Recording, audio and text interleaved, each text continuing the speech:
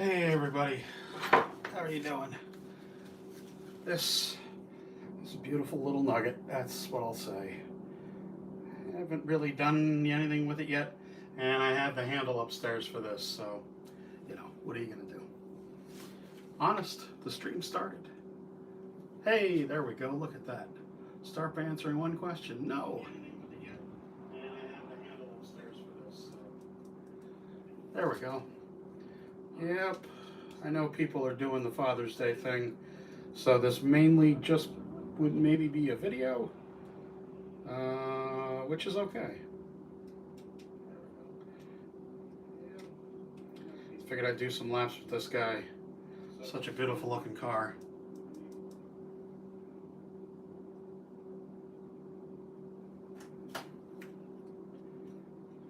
Such a beautiful looking car.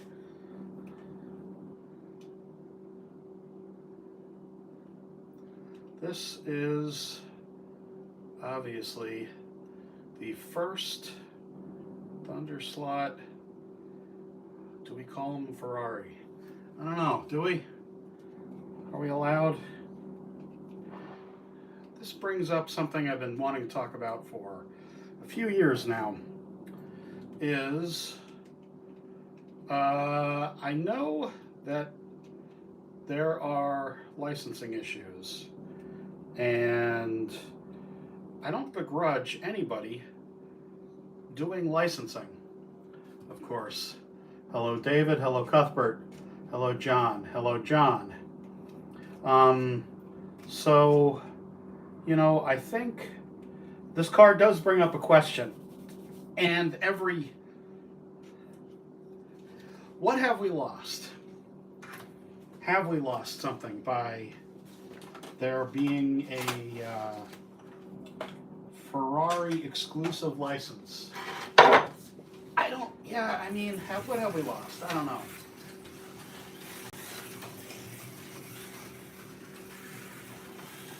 Would there be more Ferraris? Probably.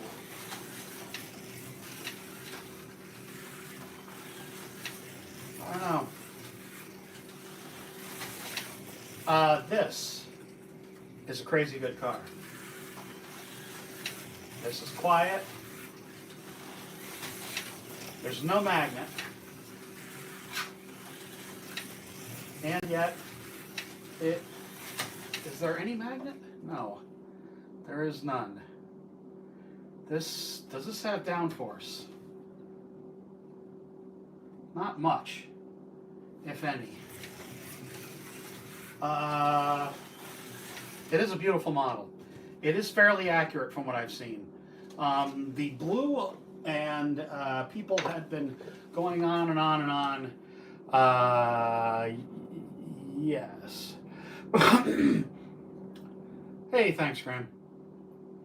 I think, despite the early goings on about the wrong color of the stripe, I stand by my much reviled comments about understanding color better than most folks. That sounds really full of myself, but frankly, I'm tired of giving a crap about that kind of thing. You can't judge colors by old photos. You can't. Anyone that thinks they can is delusional, frankly, and doesn't know what they're talking about.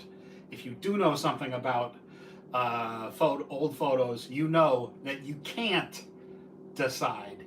You don't know. That's what you know. Not that you do know. There's a big difference, guys. The color on the car can only be judged authentically by how the car is now. You don't remember. You don't have a photo good enough. Whether you're a photographer, photos taken 50 years ago by anybody would be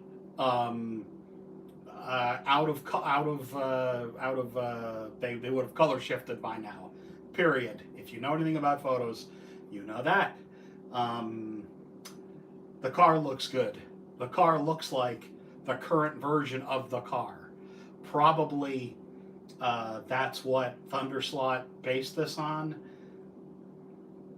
The best thing about that I can say to this is it looks good to me, and judging by what I've seen from the sales and all the reaction, it looks good to other people. So let's leave it at that, shall we? These cars seem like a heck of a great value. They run, I mean, I've done nothing to this.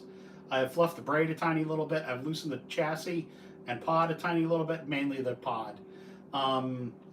I've not trued the tires. I've not even opened up the car. We'll do that in a minute. I think that Thunderslot should be applauded for doing this car.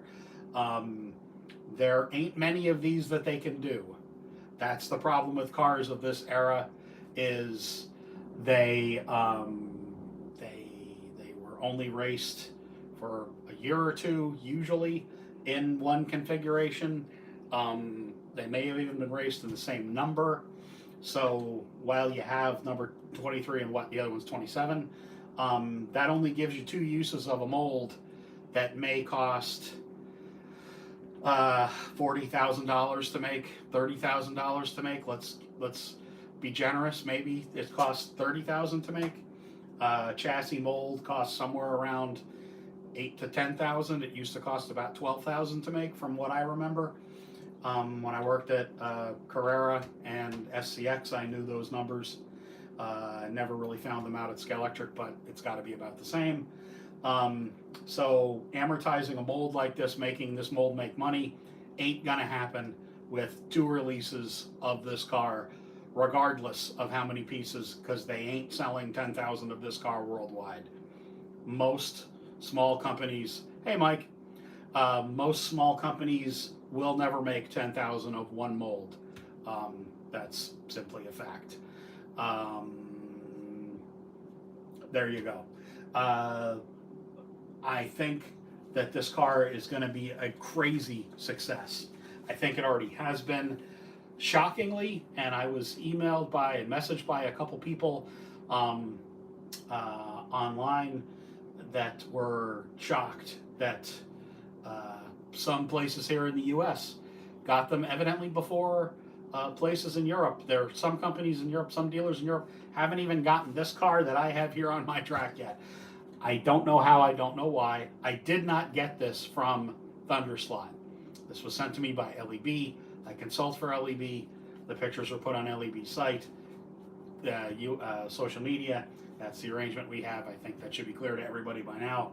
One of the benefits of working extra job for LEB and other companies is you get some stuff once in a while to kind of compensate you. But regardless, I'm a little surprised that this hasn't been a more broad, worldwide available car, worldwidely available, whatever you want to say.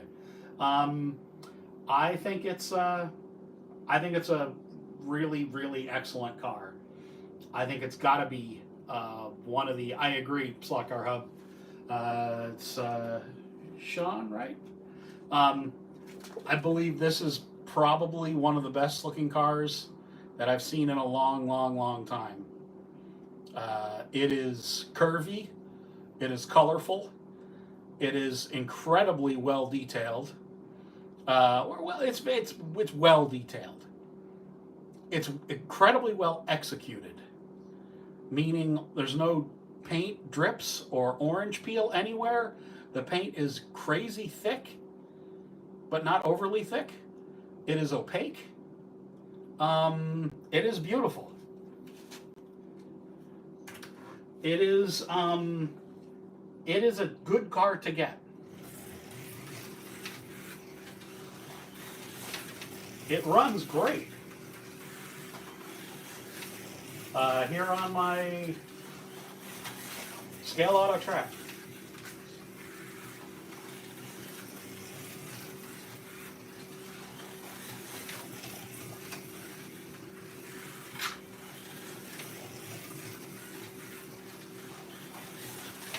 It runs great with the rubber tires and no magnet. Does not come with a magnet. I don't think. John Albright, you have yours, right? Some other folks here have theirs. Is it under the box? Under the case? I don't think so. I don't know though. I'm asking. Oh, wait. Gotta get my sign right here. Gotta get right with the sign. Hey, Don.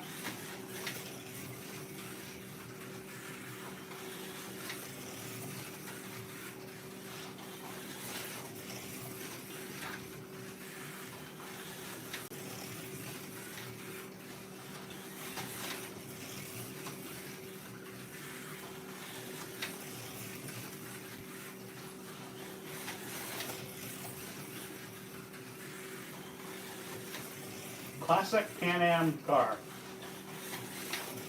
What would this race with? All together now. Any other Can-Am car. So we're looking at the McLarens, obviously from Thunderslot. We're looking at both cars tomorrow. Very cool, John. I figured. We're looking at, not in Australia yet. That's too bad. It's worth waiting for. That's what I'll tell you, guys. It's worth waiting for. Just chill. You'll get it. You'll be happy with it. Believe me. It'll race with any Can-Am from Slot It. It would race me maybe some Revo Slot too. Damn it, John, man. You're killing me, brother. There's, any Can-Am type car. I would think that any of the NSRs as well, sort of from that era, like the classics from them. I'm not going to dwell too much on them because we're talking about Thunderslot tonight. And they should be held to their own standard. It is a very high standard. They meet that standard. They exceed my expectations with this car. I am extremely happy to have gotten this car. Extremely happy. Let's open it up. The Shadow, I would think, yes. I would think, Mike, this would compare favorably to a Shadow. I don't have anything to back that up other than thoughts, hopes, and prayers. But maybe. I wouldn't think it wouldn't. I mean, the Shadow's a much newer car in the real world. I don't know how these screws. I don't know how. I probably should time that.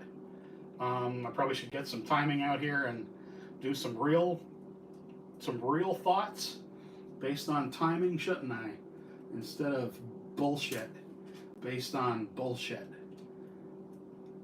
Oh yeah, I really needed the top part of the screwdriver, but it was upstairs, and I'm too lazy. And I was too lazy to go get it before I came down after watching. I'm watching the Silo, watching Silo again with my son, or watching Silo with my son. It's his first time seeing it. So what do we have? The usual. We have a Sidewinder with a tiny bit of an angle to it. We have the flexiest pod, chassis rather. Oh baby. Yeah. This is a twister. It's a twister.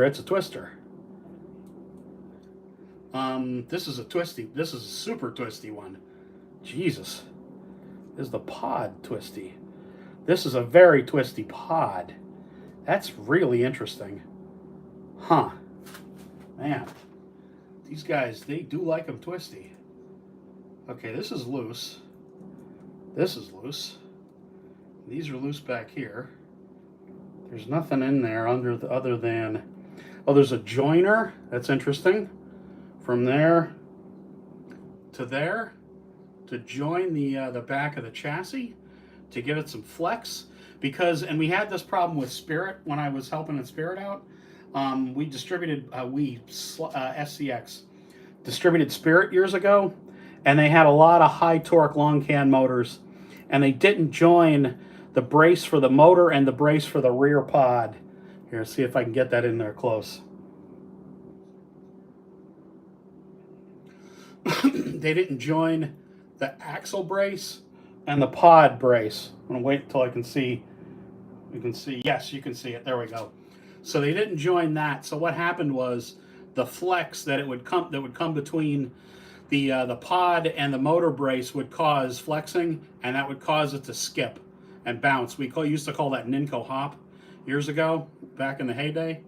And you could get rid of much of that by bracing the whole pod in the back.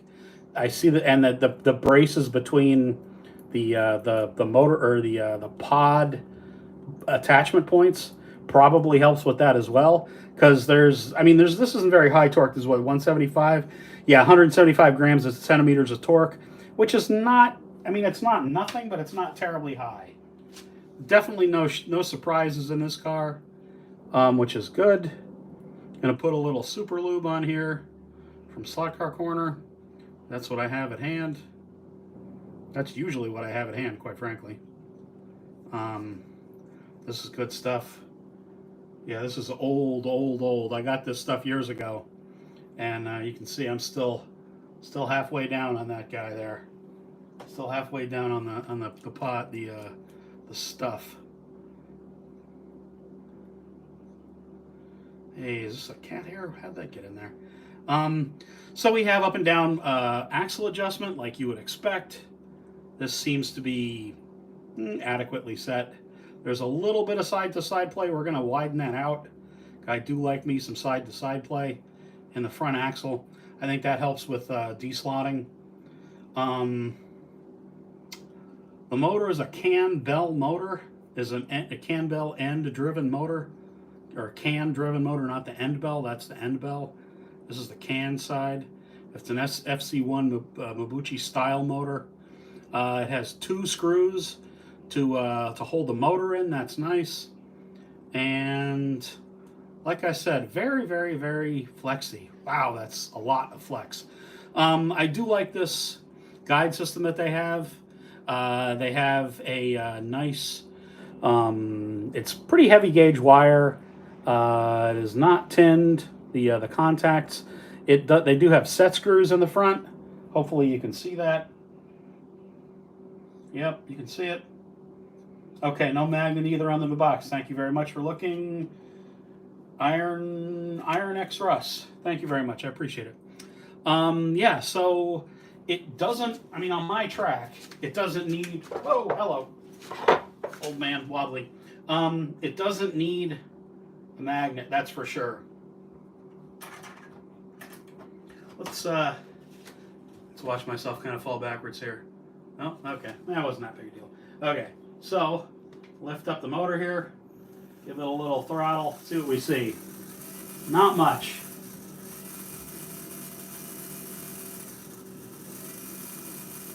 Just want to see if there's any vibration noticeable. There's a little bit of something going on. It's not completely smooth. I can't really figure out exactly what that might be.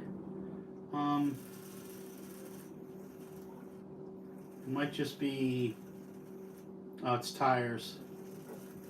Tires need a little bit of a, yeah, I don't think, it could do with some tungsten in the forward compartments. In the forward compartments here, it could do with a little bit of tungsten weight, probably. I don't know that you'd want to put it all the way back here, because it's got a kind of neutral balance now as far as the tail slide, and I think that would unbalance the car to have the furthest aft spot used for weight. Personally, I think it's, well, if you're racing this competitively, you would need to do timing, of course. That's the answer, is you need to try timing and see if weight actually helped. Yeah, please hit the like button, guys. Thank you very much if you do. Appreciate it. And all the Buy Me a Coffee folks, thanks again. It really means quite a bit to have your support on an ongoing basis. It's it's incredibly helpful for me to keep going. Sometimes it gets to be a bit much with the nastiness that I get from some people. about toy cars.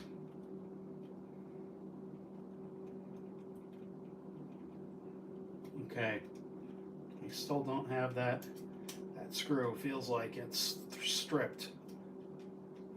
All right, well, I'm just going to leave it there, kind of, maybe. If you do get a stripped screw in a body, you can put a drop of into the hole in the where you're threading in the screw. You can put a drop of what do you call it? Oh man, this is really a problem now.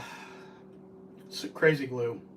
You can put a drop in and then thread the screw in and just let it dry, and that'll mingle the crazy glue will dissolve the plastic, of course, and it'll kind of mingle the plastic, and the crazy glue will mingle, and it'll make a thread. Then it's reasonably brittle, so it's not a great total solution, but it's a good enough solution, basically.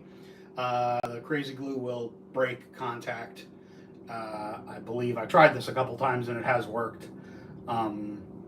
It's not a great way to fix it, but it's a way to fix it. Much quieter.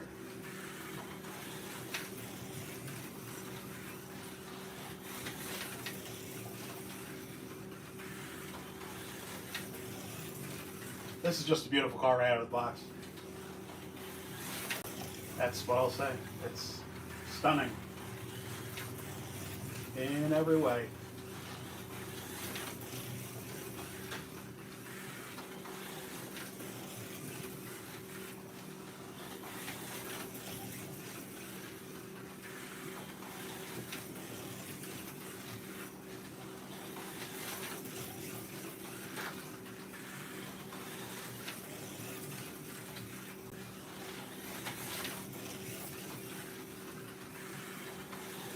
Yeah, great car.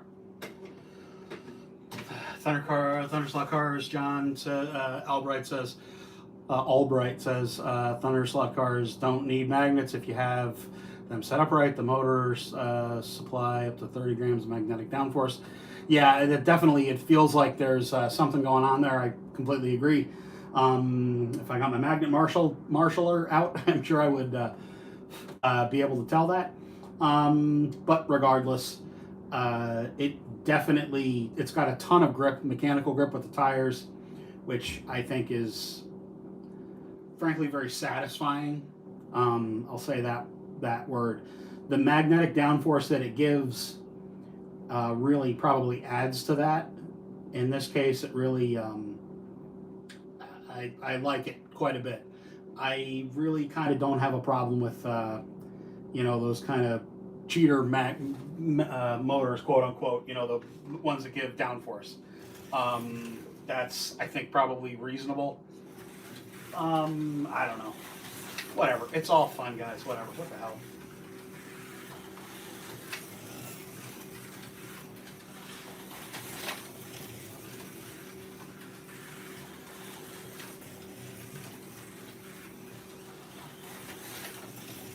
It is a beautiful car. Yeah. Yeah, I don't know how many more liveries of this they could make. This car did not race long. And like most Ferraris, it came to I'm sure it came to an end of being put into another another Ferrari. It probably got built into another car at some point, because they kind of recycled a lot of their cars. That's what happened to the real Sharknose cars, is they got basically torn apart, or just reused, because Ferrari didn't have a lot of cars at the time to go racing with, and they were a pretty small house for as far as their actual race cars. So they reused or sold off cars, because even at that time, like the guy Oscar Kovaleski, who made the Auto World stuff, who had the Can-Am cars, He had a Cobra Daytona Coupe for a little while, and he got it for very, very little because, frankly, nobody gave a damn about having about having an old race car. Like, old race cars are really useless to a racing team because they race. They don't care about collecting. So you used to be able to get old race cars for not a lot of money because they're old. Nearly useless to really pretty much anybody. So anyway, what are these? Oh, it's the antenna for the okay. Wonder if it would be good to compete. I mean, it could be an interesting thing to compete with, John, against the roofed Lola.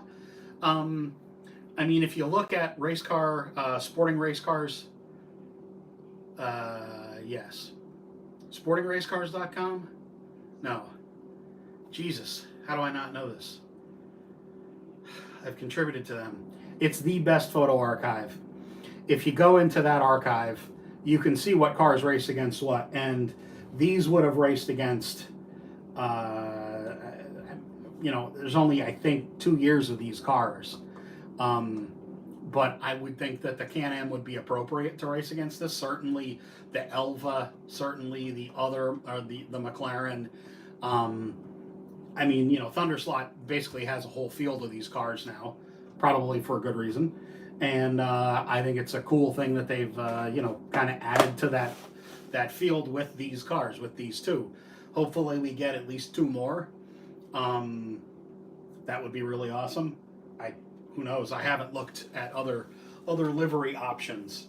I know there weren't many, but I think there was another number or 2 maybe. Regardless, yeah. I mean, it's nice. It's nice that we have it now, and it's a very unique edition. It's a very unique edition.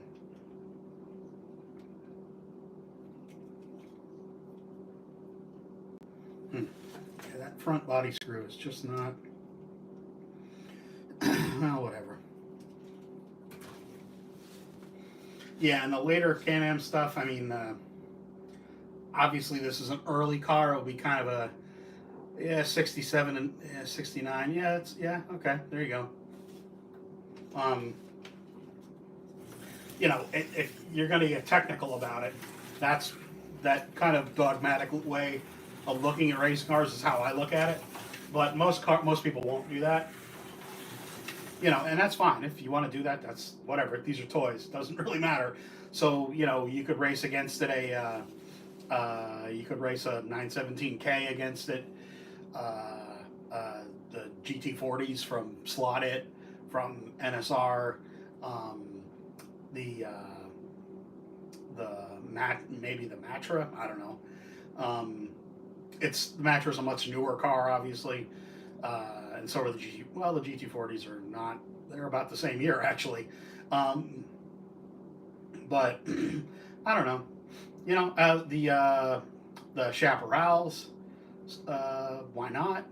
There's a lot of interesting cars that you could, in theory, put, because this is kind of wasn't this kind of that era when they went from a closed or an open top to a closed top on a lot of cars? There aren't really too many Porsches to race against this, I guess. Not a whole lot of early Porsches out there, like the RSK 718 or whatever. Need to count rivals. Rivets. Oh, yes. No need to count rivets. Totally, yeah. No, I get it. For some people, that's part of the hobby, though. I know we've talked about this a lot.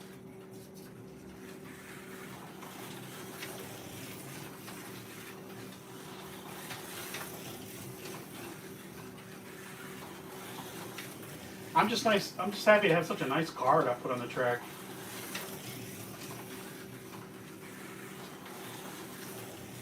So smooth and pretty to look at.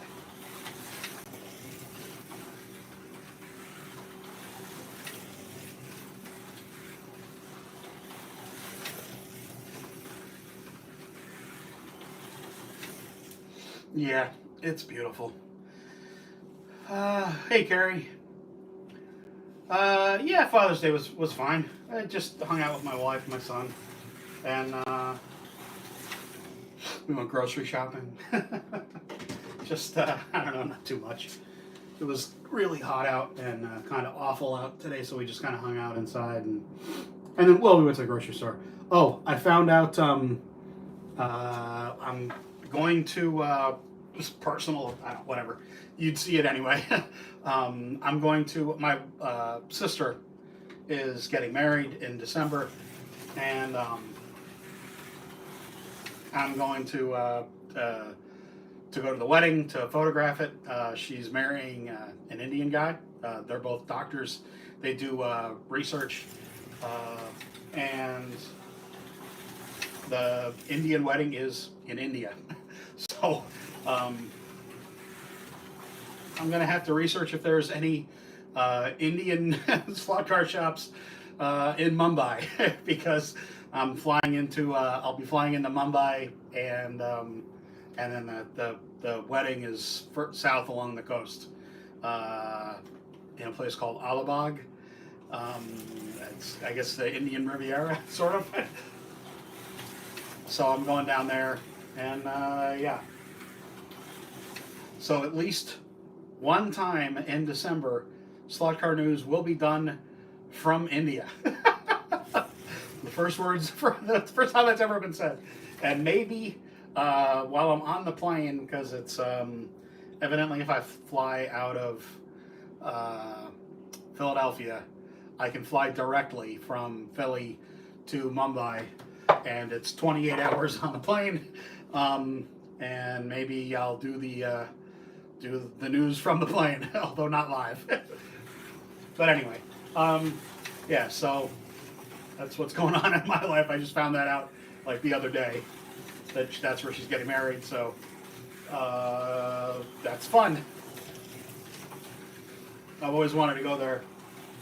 And as a photographer, as you guys know, I'm going to be enjoying myself taking pictures in a very exotic locale. So anyway, that's December, so that's a ways off. Man, this thing really catches the light. Holy cow.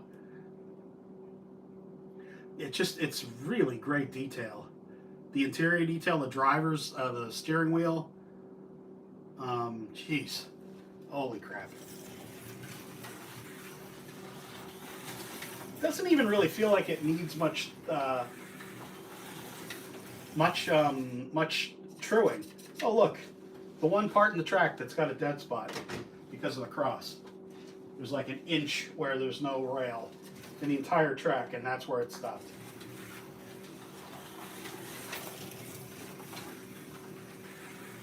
Yeah, it doesn't even really feel like it needs truing. It's so smooth already. Although I'm sure it couldn't hurt.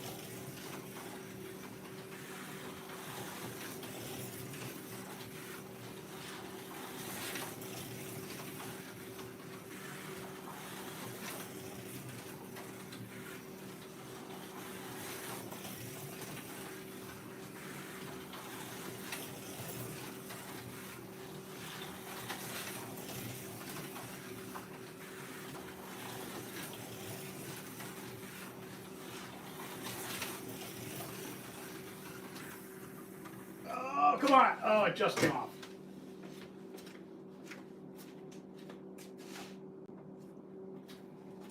The nose feels a little light, so it might be that they're putting a little bit of weight further forward in the pod. That might help it. Because it feels like it went empty slots. The nose is lifting out, I think. Not like that, because I wasn't paying attention. And the other thing is that the track is definitely picking up a little rubber.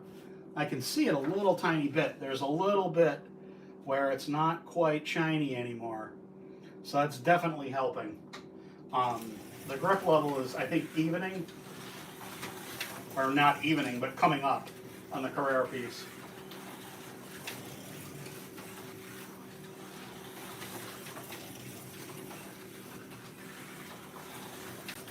Oh, I will have some additional news. Yeah, put exactly, Chris. Yeah, exactly. Front axle. Yep. I will have some additional news in a day or two that I'll do in a separate video. Yeah.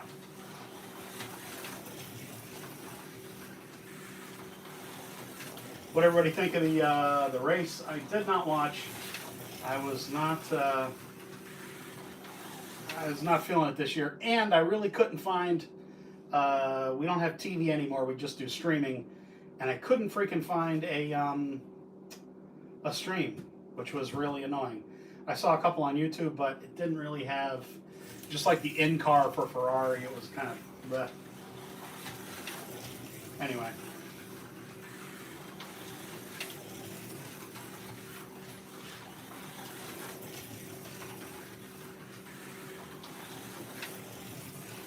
Ah, there's the grip level.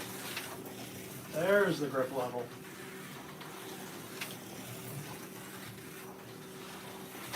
It's very humid down here tonight. I have the other door open here in the garage. Yes.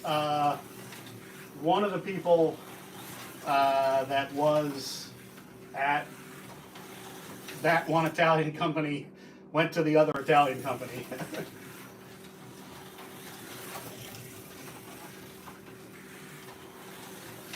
But I've kind of been asked not to make too much of a deal out of that. I think there might be some bad blood, so let's just kind of leave it at that.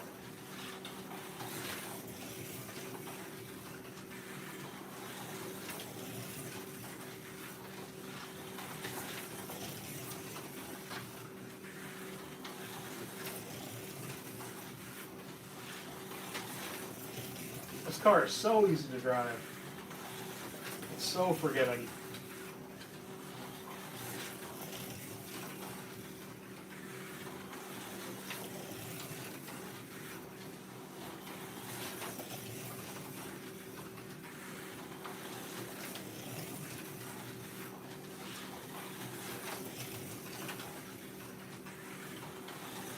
Wow. Okay.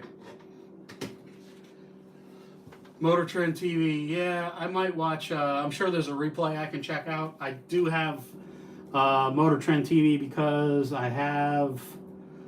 Jesus, I have most of them, and still it's $200 a month cheaper than having than having cable. Yeah, this is a great car.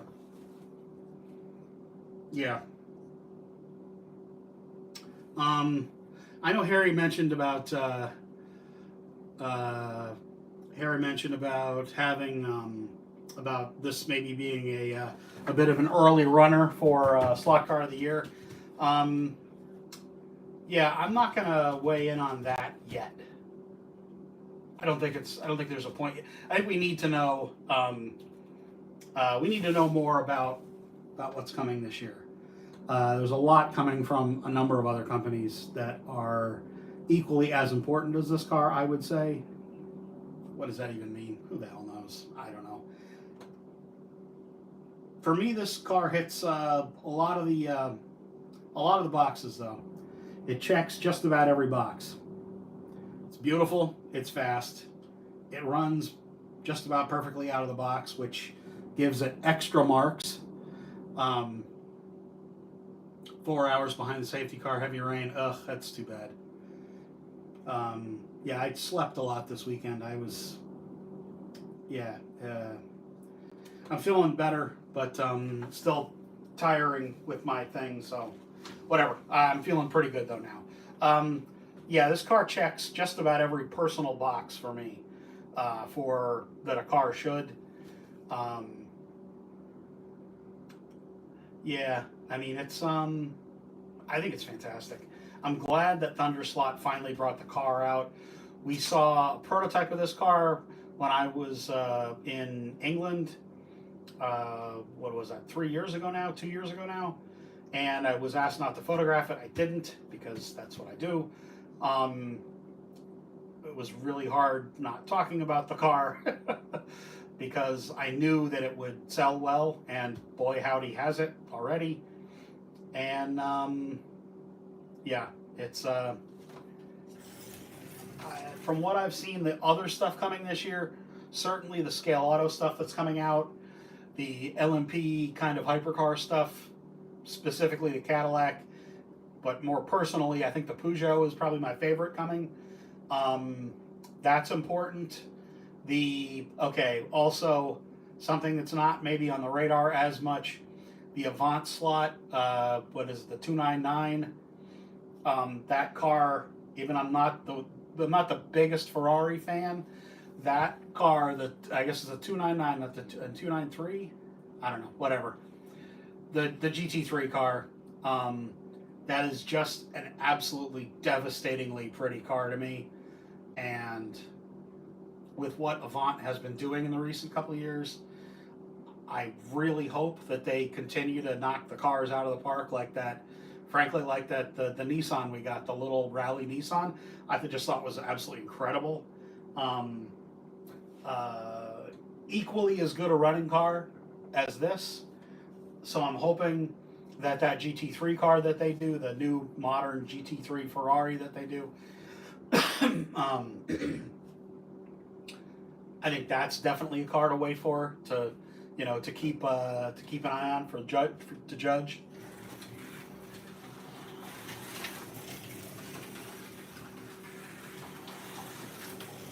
And then, of course, there's a slot at 510. Need we say more? I just did an article for the Toy Book, which is a toy industry magazine that's going to come out this fall. I haven't heard back from the editor, so I hope it's okay. I just emailed it to him the other day, talking about the fall releases and into next year, and the IROC, the IROCs that Porsche IROCs, that Scale Auto are doing are going to be very late this year, meaning late this year, not, well, you know what I mean. Will be out either in December of this year or very early next year. That's the new timeline I've been told. So there's that. I'm happy to have them get the cars right, whatever. I'm happy to have a little bit more time that we have to wait for the car. If they do a great job on the car, who the hell cares if it's the bugs are getting in because the door's open over there. Who the hell cares if it's early next year? Doesn't matter to me. I'm looking for a great car and a great series with the IROC Porsches. I really hope that they knock it out of the park.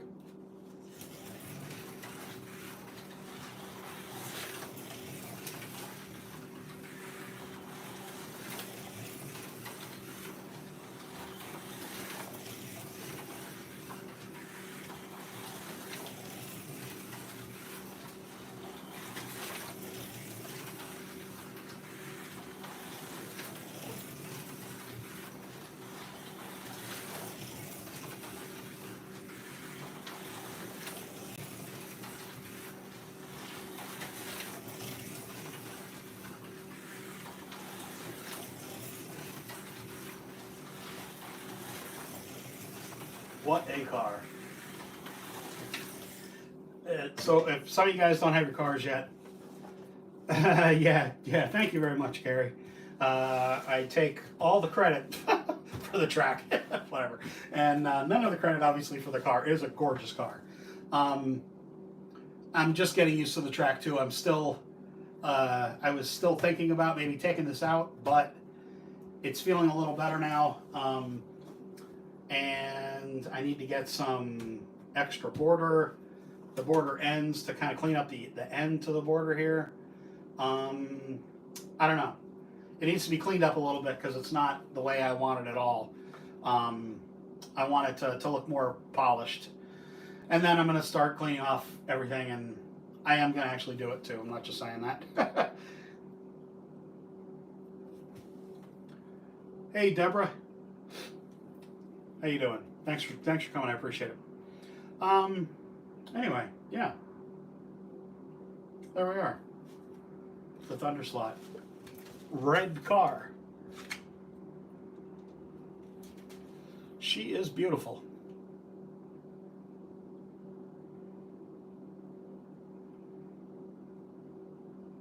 Mm. Yeah, John, I'd really rather not paint it. I mean, we've talked about that here because it's the sample that I was given.